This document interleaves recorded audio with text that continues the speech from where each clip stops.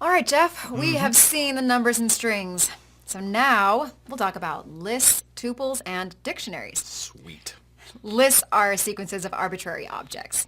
So you can create a list by enclosing values in square brackets.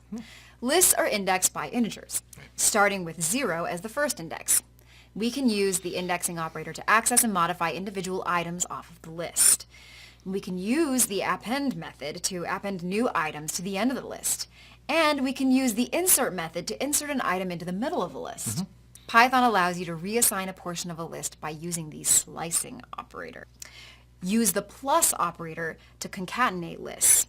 Lists may contain any objects, including other lists. Right, and we can use lists and tuples together to represent data. Right. Tuples are the same as lists except that the data cannot be modified. Tuples can be created by just enclosing a group of values in parentheses. Often Python recognizes that a tuple is intended even if the parentheses are missing. It's kind of proactive that way. So tuples and lists perform some operations almost the same, such as you mentioned, indexing, slicing, and concatenation. In fact, there is so much overlap in using tuples that some programmers find it more convenient to use lists other than tuples. So a dictionary in Python is an associative array or hash table that contains objects indexed by keys. A dictionary can be created by enclosing the values in curly braces.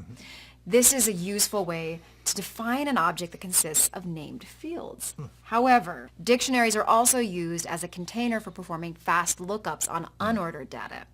Although strings are the most common type of key for a dictionary, we can also use numbers and tuples. So some objects, including lists and dictionaries, cannot be used as keys because their contents can change. Right. And you know what? I think, Robin, we've covered enough information on identifiers to get going with the next session. What do you think? Great, yeah. Kinda laid a good foundation? Cool. Well, let's keep moving on.